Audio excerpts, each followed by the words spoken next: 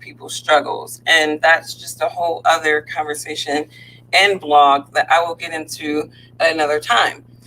But I want to talk about my experience last night and how it sort of co-signs a lot of the things that I say in my videos, because, this is real. I feel like people are, really addicted to surface level logic and conversations about, topics and issues that really, to me, have a lot more of a deeper, you know, pathway of understanding.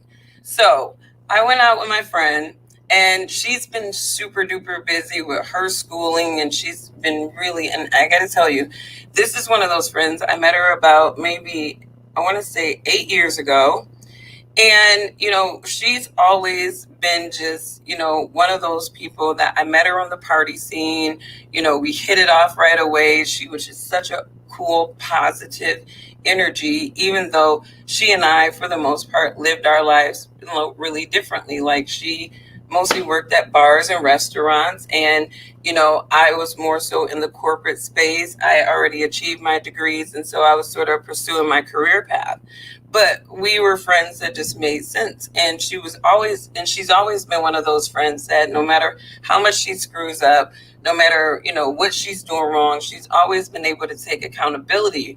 And that is why I've always kept her in my friendship circle as somebody that I wanted to encourage and continuously support however I could. And so, she's made a lot of drastic life changes that I am so proud of her about. And when she's super duper busy doing her thing, I don't get in my feelings because I'm super duper busy doing my thing, and we get together when we can get together. Now, I think about maybe 2 years ago, she started dating this guy, Aaron. And, I think he's a nice guy. I mean, he's a very, very nice guy. I mean, he seemed like in the beginning to really just be super duper into her, and he was just all about her. And, I felt like he was like, oh wow, this dude is obsessed with her. I'm like, I mean, that's cute, but it was still weird for me, because I'm not used to, men that I date being that, overly in awe. You know what I mean? So, fast forward, I'm like, all right, she's in this relationship. Every time we hang out, he got to be hanging out too. And he's super introverted, right? The dude, like, I used to, joke on him, but then I stopped because I'm like, that's her dude. And she, I don't want her to feel insecure about being with him. But like, to me, the dude was just like, one of those weirdos to me. Like, he's just weird to me. And the fact that he's a therapist and he's that damn weird, it just really made me feel uncomfortable because, like I said, I'm not a therapist, I'm not a psychiatrist. I am a human psychologist, if you will, a human observer. And so ever since I was little, I've observed human beings. I don't know why. I've just observed human beings, how they act, how they behave. And so by the time I was maybe in high school, almost everybody on this planet became like this textbook situation for me that I've observed before. And I kind of continue that idea of observing other human beings. So I am, like I said, a human observer, and I learned the scientific method just like everybody else learned the scientific method in school. And the biggest part of the scientific method is observation. So you don't have to be a certified whatever to be able to observe human beings and understand what their behavior, their reoccurring behavioral traits are. No, you don't know the sophisticated medical jargon for it all the time, but I think that we are all human psychologists in our own way if you are paying attention to the right things. So this dude is a therapist. That is his career path. I think for people with that type of character, he's a high beta character, high beta male character. And he's a mama's boy. He's a mama's boy. And this is why when people get offended when I say that after the age of 8, young men should be predominantly under the influence of males, they want to get offended, but then they want to throw beta men like this out into society, and then some lowly woman is expected to love them. Now, here's the contradiction with some of these beta men, right?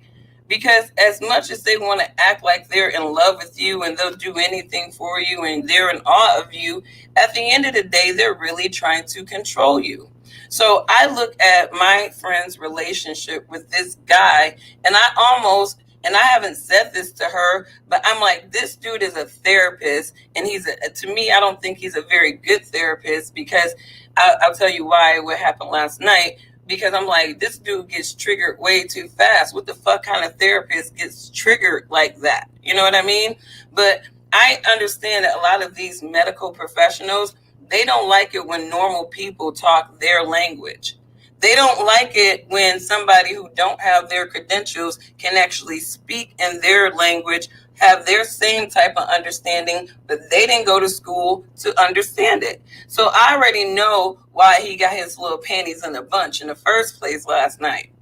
But, getting back to that, when she told me about this dude and the way that he was overly hovering over her, oh, you need to do this. And he was almost acting like he was her mother, right?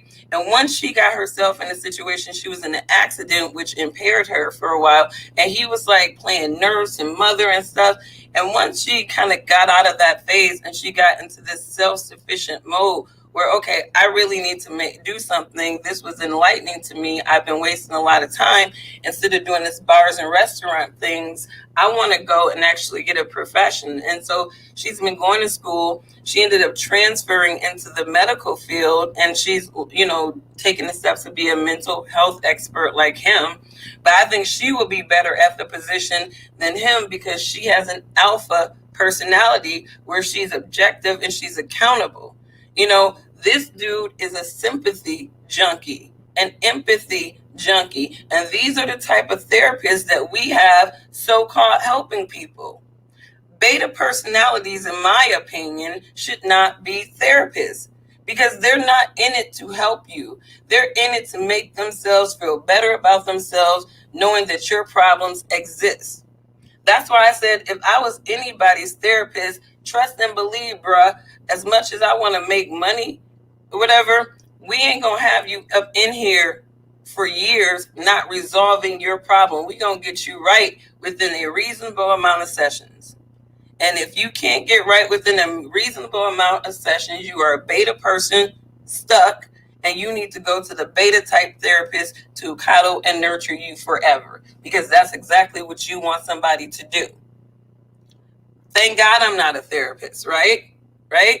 Because those who are addicted to problems, they won't be able to do that with me, But getting back, I feel like my friend was a human project for this guy. And the moment she started getting herself sufficient and doing her own thing, this dude, it's almost like he lost the fire or whatever, because, and I make this assessment based off of things that was said last night when they were in the argument outside of this place that we were at, right? So last night, she's like, hey, come on, we're going out. And I'm like, okay, cool. And she's like, Aaron's going to come and our friend Chris. So I'm like, okay, cool. So I get ready. I meet them out there. I show up there, before them. I was probably maybe 25 minutes before them. So I just had a glass of wine, checked out the scenery. I love, it's this place in Midtown Detroit called Honest John's. And they have all these little honest sayings, around the place. And so one of them said, men lie. And I just thought that was just so classic. I loved it. But anyways, so they show up, and, the one guy, Chris, their friend, he was married. He was out, hanging out. And it was those two, right? So I am not like super geeking over seeing him. I'm just like, hi, whatever, and I'm talking more to the friend Chris, who I think is like, more interesting to me. He seems to have more surety about himself. He's more extroverted and conversational. Her dude is one of those people who will just sit back and he just wants to watch people, and that's fucking creepy to me. And so, anyways, we're talking and we're engaging, and she asked me about my kids, and so we're looking at pictures of my son. And he's getting big. I'm talking about what kind of son I'm raising, and this dude gets triggered. I'm like, I'm raising an alpha male. This dude gets triggered. See, beta people, even on the onset or the conversation of an alpha personality, these people get triggered. They get triggered, right? So he's getting all uncomfortable. I'm not even observing this because I'm not paying attention to him, because I'm talking to a dude that have maybe a sense of alpha, even though he might have been a little bit more beta too, or whatnot, because he got an alpha woman or whatever. And, he's like, oh, my wife, if somebody broke in our house, my wife would put the person down. And I'm like, this is these, beta male mindset where they're okay. They're used to a female being in charge because their mother was in charge. Their mother never showed them, what the disparity is between female leadership and male leadership. So these two men are sitting there talking about they're okay with the fact that their women will take down a burglar quicker than they will. And this is the mindset of some of these men. They act like, some women don't have a justification for saying that I'm going to figure out how to defend myself. Because some of these mama's boys and these beta boy mama's boys in society, these dudes, they're okay with their women being the one who takes the burglar out. I mean, I couldn't believe it hanging out with these two men saying how alpha their chicks are and how they will take the burglar out. And they're like, oh, yeah. And they were geeking over it. There's a lot of psychologies going around in this country. So this dude gets triggered, like going back to my friend's therapist boyfriend, he gets triggered when I say that I'm raising my son to be an alpha male and that I'm subjecting him to alpha male influencers. Men, Hemingway men, as I have said in previous videos. This dude gets triggered, right? I'm not even paying attention to the fact that he's triggered. So me and the other dude, the somewhat kind of alpha, we go outside, right? And I'm not even thinking that there's even a problem. Maybe I'm just oblivious of just dumb, unnecessary shit, and I'm not identifying where there's any type of emotional imbalance in the conversation that we just had. Now, these people are like liberal friends, right? But this dude is one of those super duper mega Optimus Prime liberals where this dude is just so addicted to people's problems. He's a therapist, right? So when you talk about somebody who needs like the Black struggle to exist, these are the type of white people that, like I said, Malcolm X was talking about and who I talk about in my videos. These beta white liberals are addicted to Black struggle.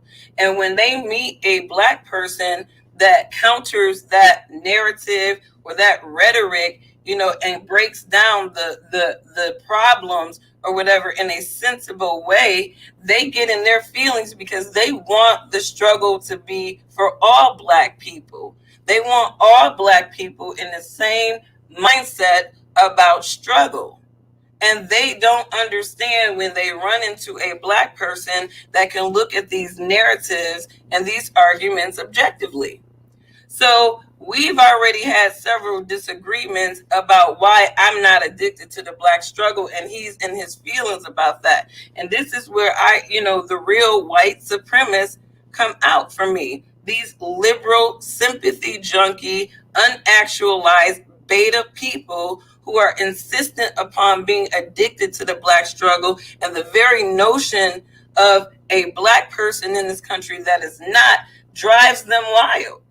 So there are other arguments, though, that liberals are addicted to, like getting our kids to have gender dysphoria and also getting our kids to have a beta personality as well. And we see this is what the academics are doing. When you're fucking with people's minds or whatever, they're not actualizing like other people.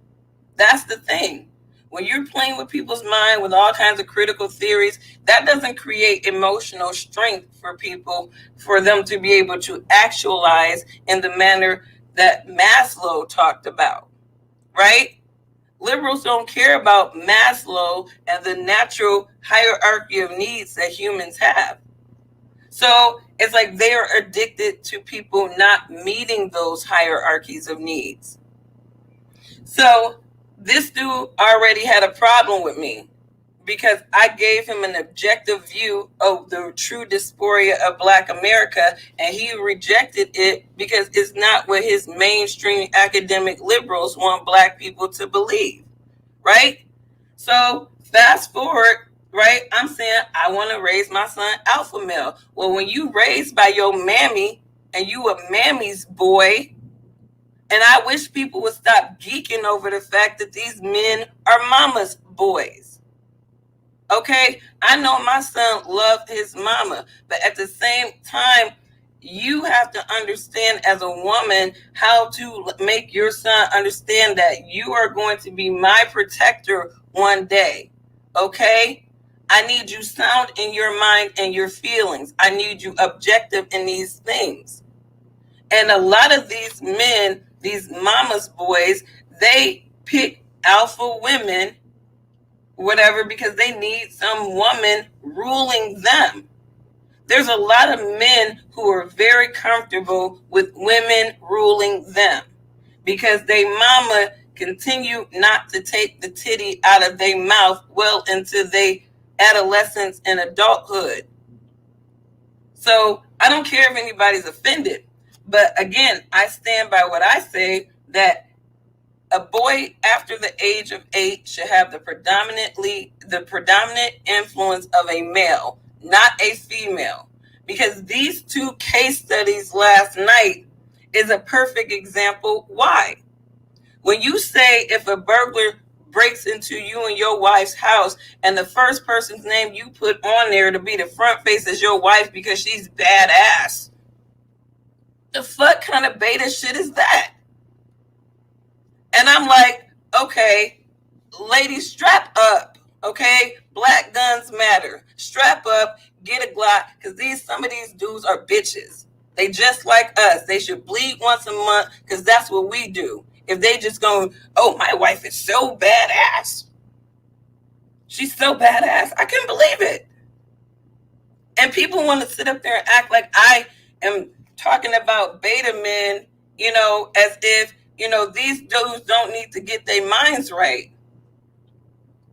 Y'all need to get your minds right.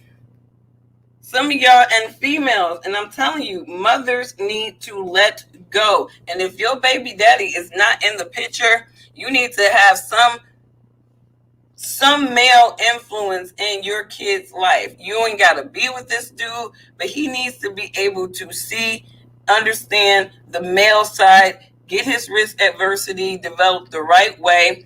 Had a woman argue with me on LinkedIn, talking, and she got really offended, talking about your post is sexist.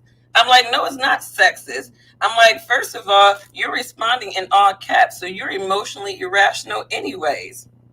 So that's step one for me, because I look at how people respond, and it's like, all caps, bitch, you off balance. Go back.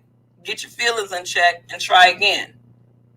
But then also, she's like, well, this is a very sexist post, and women have higher risk adversities than men. And it's like, that's true. But here's the thing. And I got checked on this by my male mentor. And if you're a real bitch and a real single mama, I would tell you, get yourself a married couple and an alpha male mentor.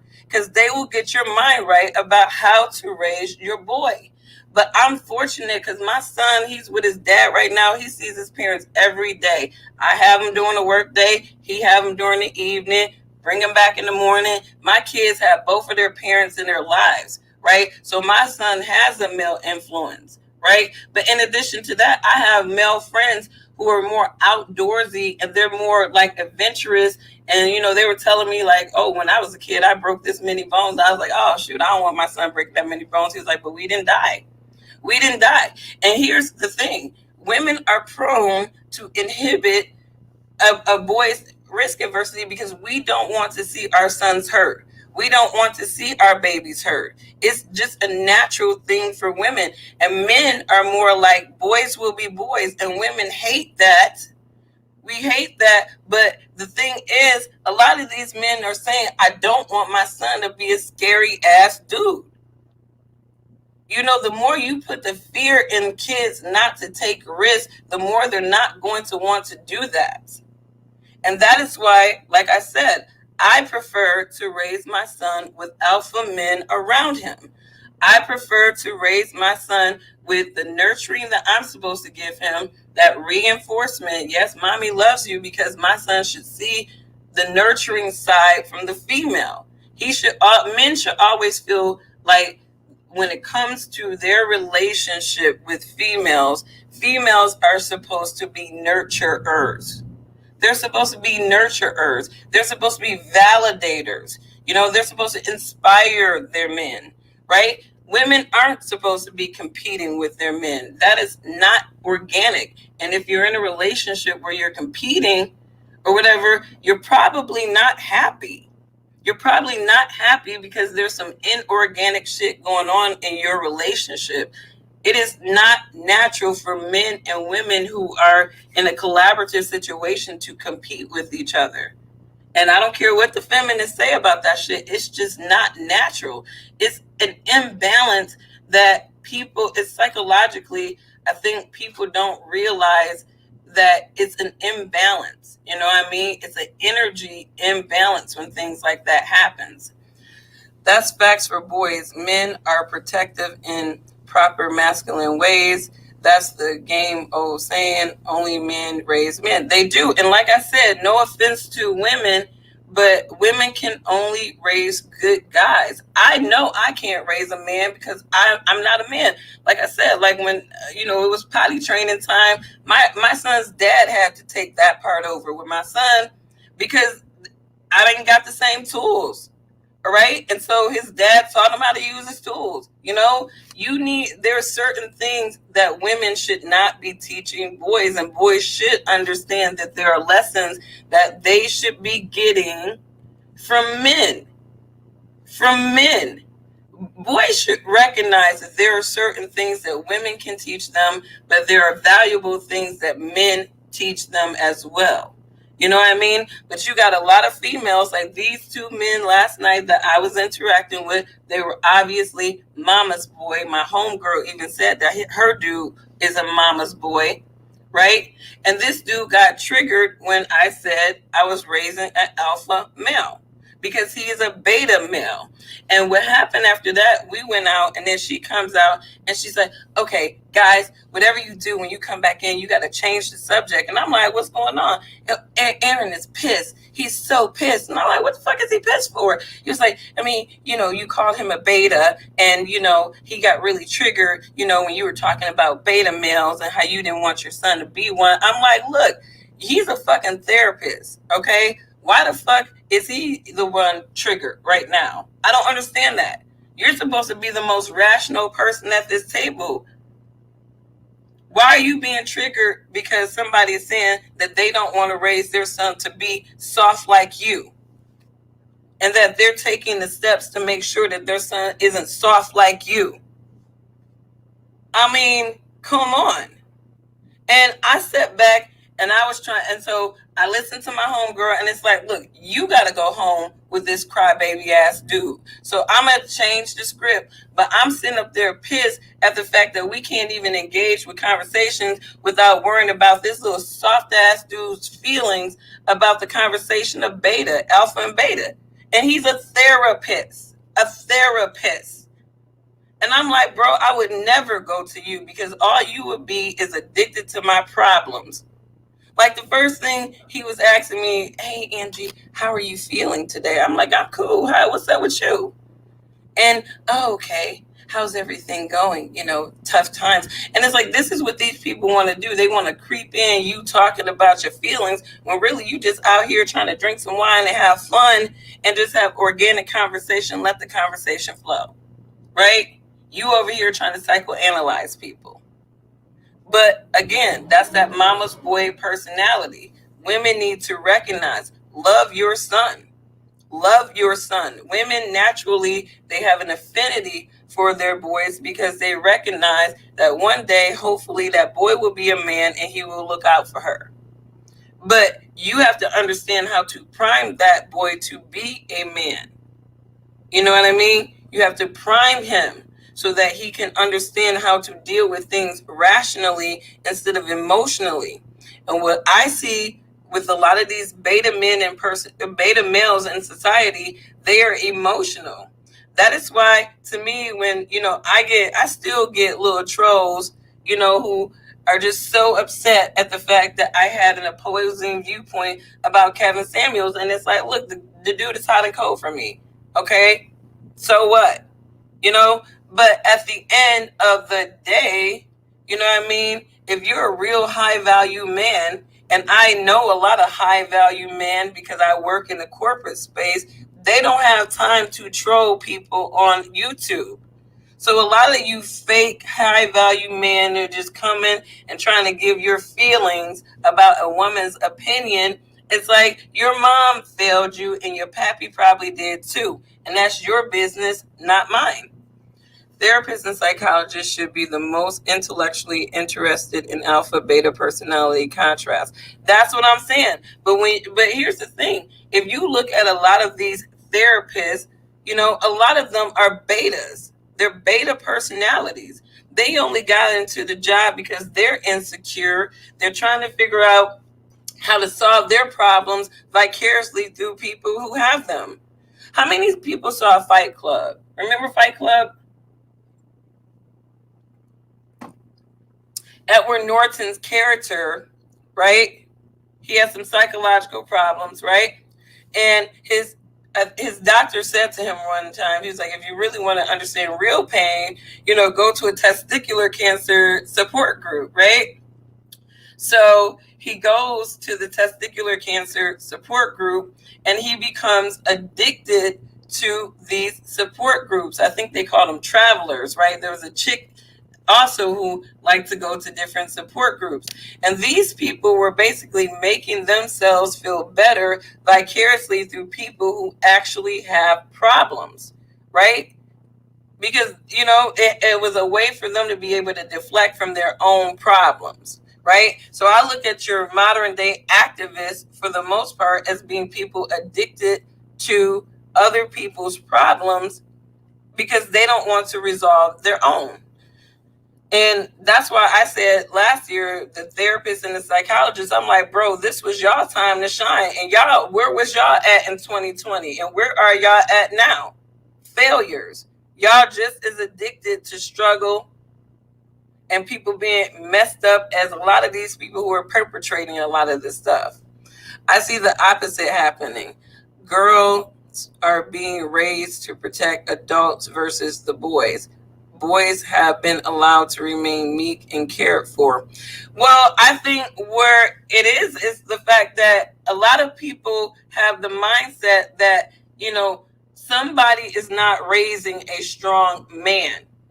And there is a trend of people not raising strong men. They are raising these beta type of altruists who are addicted to other people's problems so that they don't have to address their own.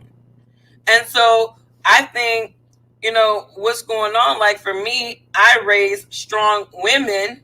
My mom raised us mad tactical. I'm talking about, you would have thought my mom was in the military the way she had us just looking out.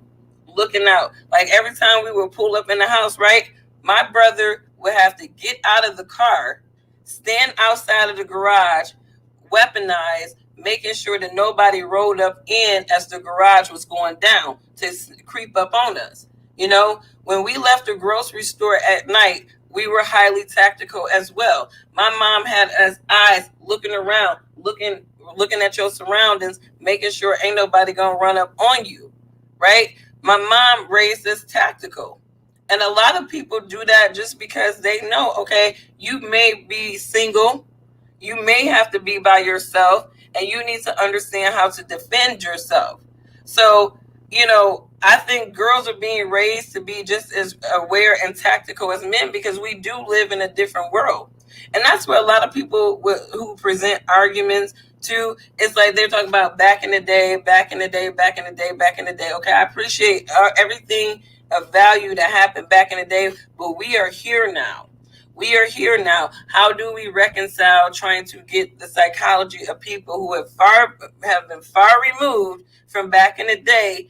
How do we get that psychology in today, where Black families are the most sustainable, right? Where there's male leadership, where there's a balance of male and female leadership.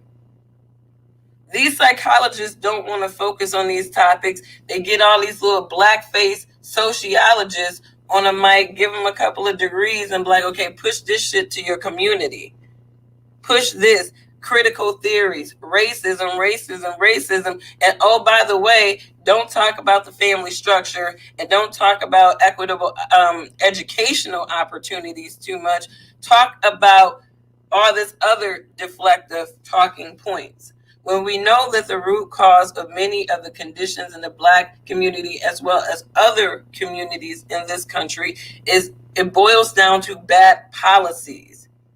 And what these politicians do is they create a series of bad policies. They get into office thinking that Americans are blissfully unaware that they're being screwed over by the very people that they elect. And then when they screw everything up, then they want to polarize everybody and make us racist and say it's because of racism. No, it's because of poor governmental and corporate practices. Let's just bring it on home. The same motherfuckers that say that they care about people and they want to give back and all this stuff are the same motherfuckers that are creating these scenarios. And so, and a lot of people, it's not just the government, it's corporate America too, because they've shown their asses. And it's like people can read between these slimy lines now. And it's like, damn, this country is all fucked up. This country is all fucked up. And it's not just because of the government. We've had some key individuals in this country that bought into America being the fucked up country that it has become today. And you don't hear anybody talking about pushing equitable education. You don't hear anybody talking about structuring the Black family. Trump had some kind of commission where he was going to be studying Black men and their dysphoria. But he got out of office before that could happen. But, I think that, when you talk about some of the root causes of, these issues in America, we need to stop being so, naive to keep allowing it to be put on racism and not on policies. We got to stop being naive. And I kind of deflected from the original point, but it's like it goes back to some people being addicted to people struggling for a variety of different degrees. So my friend's boyfriend does not like me. He doesn't like me. And honestly, I don't have a problem with him. I just don't rock with characters like that. I really don't like to be around weirdos. You know what I mean? I don't like being around weirdo beta people because I feel like we are not going to have a rational conversation. We are going to have a highly emotional conversation in which you want me to talk about an insecurity or a problem so that you can identify something where you can help so that you can get away from your own insecurities and problems. So I don't really, rock with a lot of beta type people because they don't really even understand my personality. I come off too hard for them when really I'm just real and to the point. You know what I mean? I feel like Once a person reaches the age of reason, it is no longer necessary to administer medicine with sugar. So I don't sugarcoat shit for people. You a grown ass adult, I'm gonna talk to you like a grown ass adult. And like I said, I think that when you get into conversations, when you're talking Kwame Brown and what people should really be taking from him, men should be taking from him, is really getting back to having a conversation like a grown ass accountable adult that has some sense of rationality. Boys, hey, what's up, Sal? Glad you're back. Yeah, actually, I took some time to just kind of hang out and lay low a little bit, and it doesn't seem like they're bothering me. And I want to say hey to Caleb as well. Thanks for joining. And Sammy, what's up? Um, Boils down to responsibility, a characteristic which has been lost. Amen. Amen. Hence why people tend to look for handouts and pretense and to blame rather than correcting a personal problem. Yes, we live in a society that I like to call deflective accountability. We live in a deflective accountability society where I can blame some popular rhetoric as the root cause to why I am not actualizing, right? So right now, and I'm in no shade on people who truly have mental health problems, but there's a difference between having a moment of being mentally unhealthy, which every single human being on this earth is prone to be at some point. So last year, for example, I personally believe that everybody, no matter how rational or sane you was, had a point of where your mentality was not very healthy based off of things that was happening to us in this country, right? But to me, mental health issues, that's a whole other ball game. To me, that is to me, when I think about what I know about individuals who have mental health issues, there are triggers, obviously. There are things that, factors that go into that mental health issue. Maybe it stems from, childhood or something that happened when you're adulthood.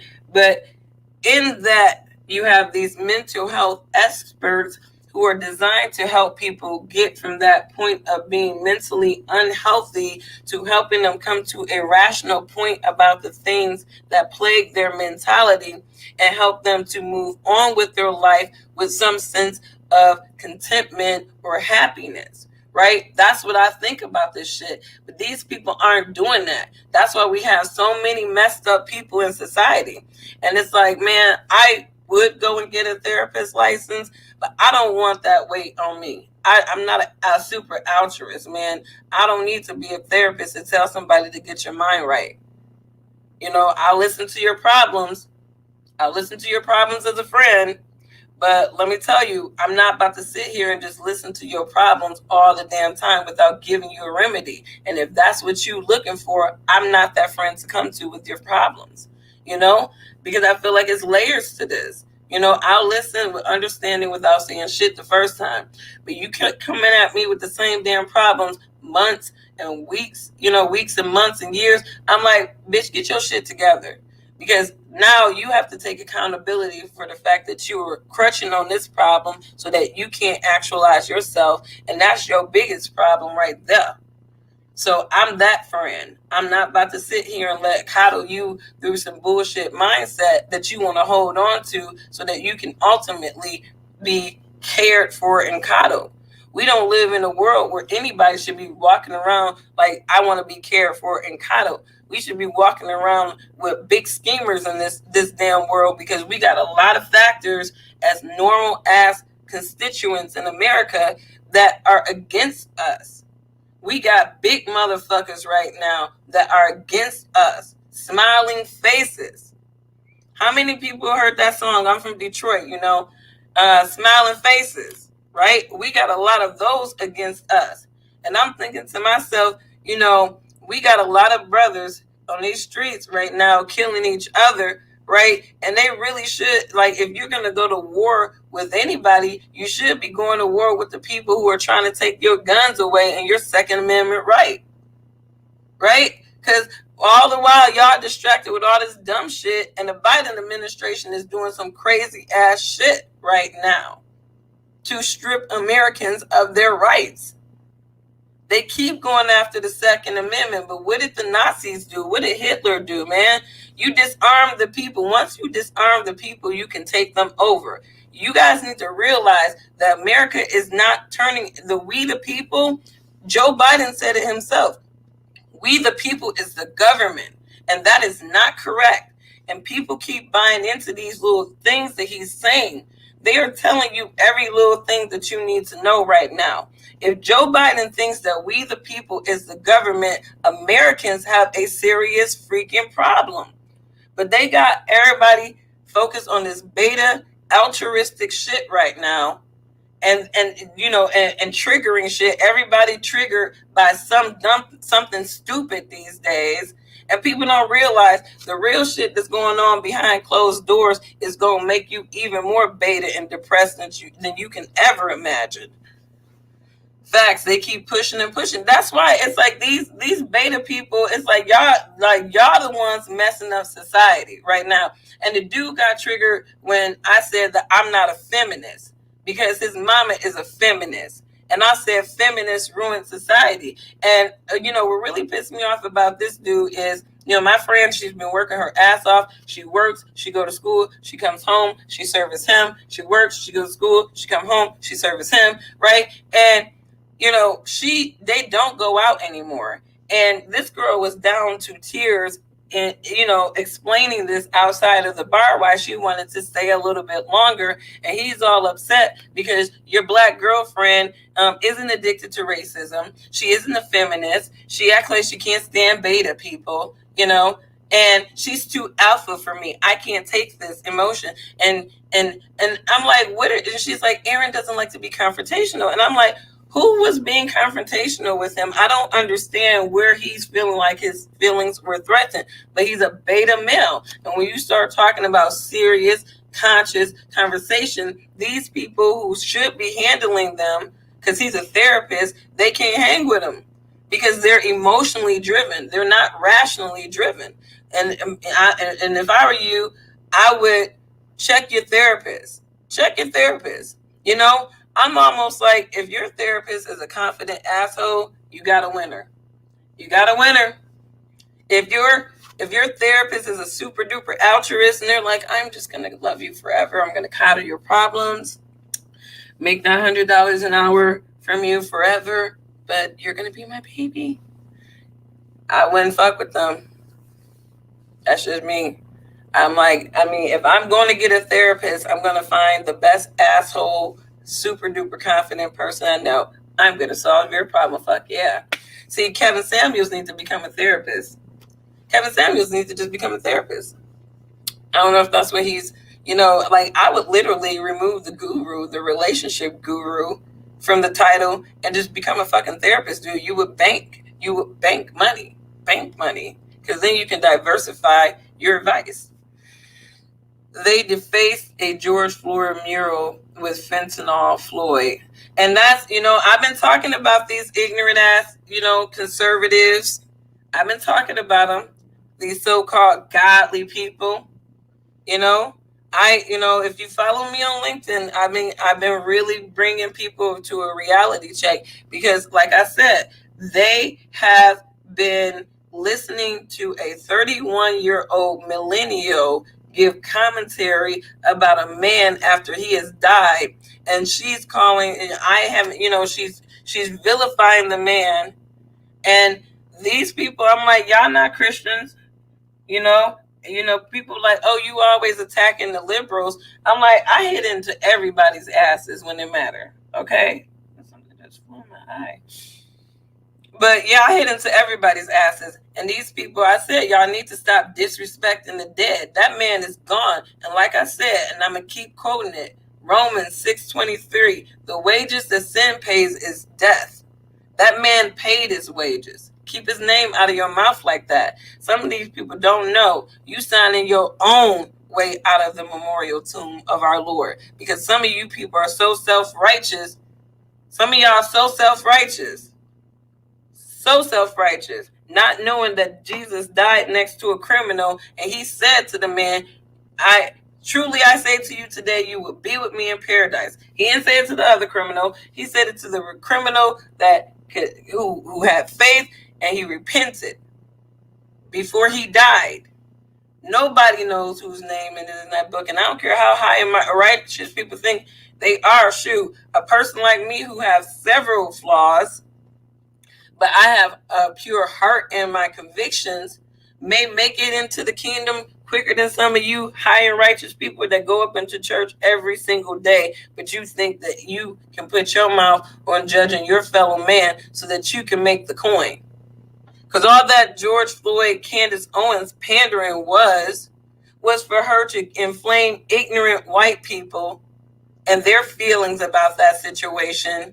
And she's focusing on him being a martyr. And if she was really intelligent, if Candace Owens was so intelligent and objective, like these people claim that she was, she could have framed her argument in a way that did not demean the dead, but also come to paint the picture that George Floyd was not a martyr. No, he's a criminal. He was fentanyl. I didn't have fentanyl. Why would I sympathize with George Floyd? I'm not a criminal. I don't do this. And it's like, see, this is what you're doing.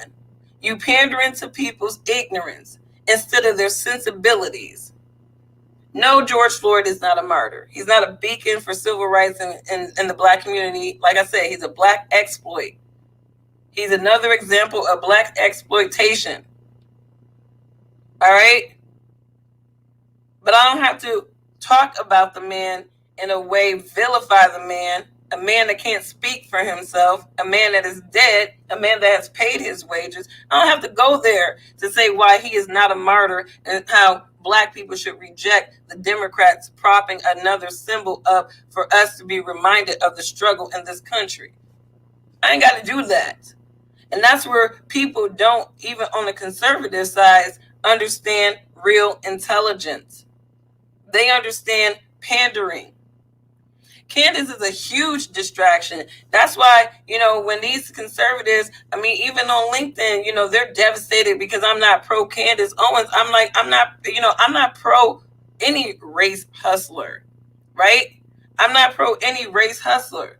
You know what I mean? If you're going to speak the real on the Black community, and if you got a voice to speak the real on the Black community, and you ain't even doing it in a way that really puts it down to the root cause of the issue beyond the surface talks that you done heard somebody else say, I don't want to hear you. You ain't got shit to say. And meanwhile, you're pandering to like making Black people look like they ignorant. Meanwhile, you're conservative Black ignorant, because you don't know how to fucking talk either. And that's what really irritates me about some of these Black conservatives. They make it really hard for people like me who try to take a more conscious and objective approach to the conversations, so that I'm getting into the sensibilities of people so that they not only understand, the Black experience from my point of view and my experience, right? But they also know how to work with and collaborate with Black people. There was a young brother who wanted to start a school, right? And I saw the ad that he did, the fundraiser ad that he did. And by the time I saw it, the fundraiser was over.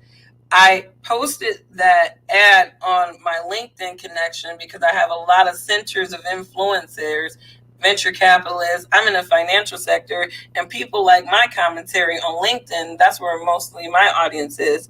And I had 5 different financial investors ask me, how can I reach out to this young man? I want to donate to this school. So it's like I leverage my connections to plug people whose programs I believe in. So it's like, I don't sit there and plug everybody Black. I don't plug any Black initiatives that I truly don't believe in. I just don't do that. I don't. Everything Black is not a good initiative, in my opinion. But when I see something like somebody's trying to start a school and they actually have demonstration that they are doing the work in the community, I'm going to plug you to my people. And I have people who want to donate to things like that. There's a lot of investors, it's interesting to me that a lot of investors don't understand the conversations. So they really don't know which type of Black initiatives will really give them not only a Maslowian sense of an ROI, you know what I mean, but also will make them look like this is a good thing for other investors to support. You know what I mean? When you talk about, and I think I'm going to do a blog on LinkedIn about this to get investors kind of thinking about diversifying, at least, some of the initiatives that they support, because I think a lot of them don't understand. I think a lot of people just don't understand the conversations. They just bandwagon jump on things, and then it's just like, okay, yeah, just give money to that. You know what I mean? But that could be crap that really don't do shit for the Black community. But when I saw this brother's commercial, he was putting in the work. He had the technology, and I looked at his technology, and I used to work with a summer youth program, so I knew some of the technology. It was not up to par, but he was teaching them with the best equipment that he could. And there are investors who will believe in something like that, because you'd be surprised how many Hemingway financial people I'm connected with that want to see Black boys become men. That is something that they are very passionate about as white male investors, because they're alpha men. I don't subscribe to not working with white people. I don't subscribe to not being universal and coexisting in a way where we all can come together as a nation of people and help each other. A lot of whites, the alpha whites, King Randall, that's right. And I will plug him all day. Matter of fact, I plug Randall because an investor, he reached out to me. He was just like, what kinds of things are you interested in, initiatives that you like? And I was like, and I plugged King Randall again. I told him to reach out. Now LinkedIn, they trying to shadow ban me like a lately, because that Black conservative realness is just too much. They're like, oh my gosh, she keeps countering our narratives. But I plug the initiatives I believe in. You know what I mean? I plug initiatives that I believe in. And King Randall's initiative was something that I believed in, and that was something that I wanted to at least put out. And I didn't even put it out like you guys give money to this. I put it out like, this is beautiful that this brother is doing this, and he's really trying. And I talked about the issues with a lot of those young Black boys not having fathers locked up or in prison, and how he was actually being that positive male mentor, so that they didn't have to go look to the neighborhood drug dealer, or for that sense of male leadership. And I plugged him. And a lot of men, like I said, a lot of white alpha type men, rational men who are in the financial space, they buy into that all the time. That's what they want to see happening in the Black community. And they have no problem giving to people like that. So I will always plug initiatives like that, where I actually see that you got this young 21, 23-year-old brother actually out there in the streets doing the work. He has those babies in his hand. He's taking in those brothers who have been neglected and giving them a sense of nurturing. They have actual volunteer jobs where you can go into a hospital and hold neglected babies, so that they can feel a sense of nurturing. Do you understand that young Black boys need to have that type of male nurturing? And if you don't get it between the ages of 8 to 11, they are lost. 8 to 11 is the time that young Black boys need male nurturing, positive reinforcement from men. And if they don't get it, they're lost boys. And you can't train a man to be a man at that point. You can only go from the beginning. Ain't that what Frederick Douglass told us? Floyd was never what they made him. I hate public can't decipher what really is happening. Amen. I looked at that, like I said, the old folks in my family, I'm fortunate to have been adopted into a family with rational people that could talk about these issues. I just never, connected the dots or what they were talking about until this time in my life when they talked about open season on niggas. Now I understand what it means a lot thoroughly now. That is dope as fuck, working to get things done, period. I mean, my thing is, you don't have to have some nonprofit organization. You don't have to have any type of, like, you don't have to be doing anything big to help other people who are doing things. You know what I mean? A lot of us work at companies that are looking for initiatives, and even we have people in our networks that are looking to support initiatives that will help the Black community elevate. People keep looking at the government, and I've always said it's always going to be the private sector that help us to get this resolved. It's going to be the private sector, grassroots, and people who make a resolve, that this is what the Black community needs, and these are the issues, these are the problems that inhibits that, right? So if we're not talking about equitable education, if we're not talking about equal, opportunities in terms of opportunities being available for everybody to be able to take care of their families, then, because I don't believe in equal outcomes. You're never going to have equal outcomes, right? But equal opportunities, you know what I mean? That is what people need. And more importantly, they need structured family. They need a balance between male and female influence. Because if that's not going down, like I said, you get males that are like them two men that I talked about last night, where they're okay with women running the show. We have a lot of men in this society right now. What's up, Tony? What is up with you, my friend? We have a lot of men in society that are okay. They soft, and they are okay with women running the show. So I am coming up on about an hour. I want to say thank you to everybody who checked in with me. Leverage your skills and your network. Like I said, I build a healthy network of centers of influencers. So these are high-level individuals, executives, or whatnot. And I feel like, my network trusts my sensibilities, and I have enough credibility in my network to be able to say, this is a really great initiative, and this is why I believe it is a great initiative. You know what I mean? And we all have, if you work in the private sector, right? And especially if you got any kind of clout in your company or influence, or even if you're in a network full of influencers in the private sector, you need to tap into your network, and just highlight these Black initiatives that you truly believe in. And you've seen the ROI, you've seen some level of outcome from the program, plug those to people so that they can get the support.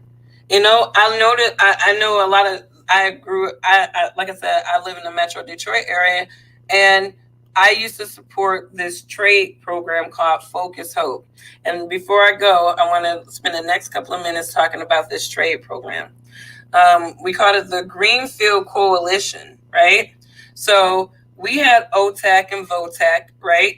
But then we also had the Focus Hope program, which was a neighborhood program that basically was an opportunity for guys just regular guys who lived in these at-risk areas to have a pathway to having a skilled trades job. So how Focus Hope worked, these dudes, they will go in and they will do apprenticeships, right? They'll learn and do apprenticeships, right? And after they get their little certifications or whatever, the program had a collaboration with a lot of the automotive OEMs.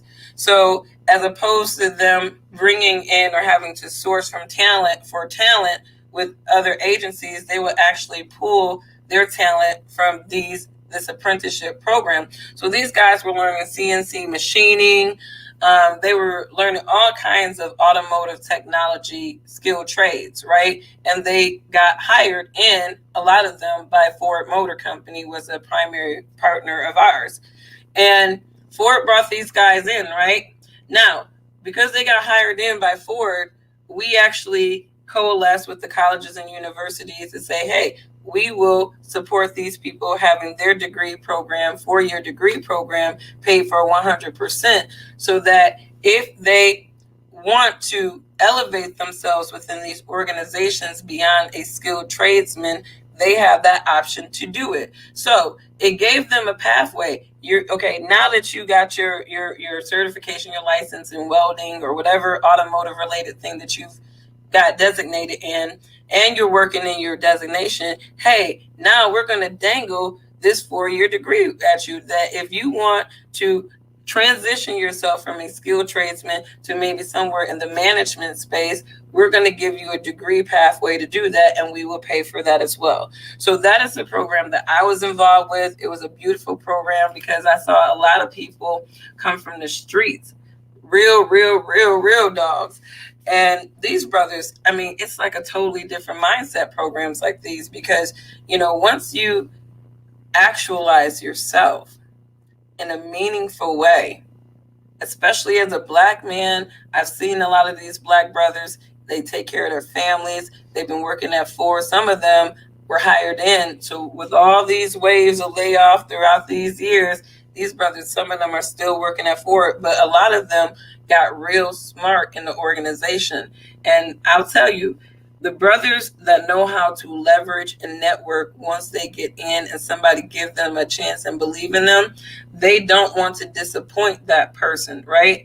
And one of the brothers that I saw through the program, and he had a really interesting story or whatnot, his manager ended up passing away. And because they were just so tight and he was just 100 with that dude, they gave the job to him. So his pathway into management was all about how he rolled with his manager and appreciated the fact that that dude gave him a chance, and he went in there and he did the damn job, right? So now he's a manager, he's a supervisor, he's a manager at Ford or whatnot, and another brother is a supervisor at Ford. So, and these brothers have been at Ford for about 10 years. So this is just to say that the skilled trades do, you can, a good skilled trades program will definitely allow brothers to pathway all kinds of way. That's just an example of a program that I supported when I was working in higher education.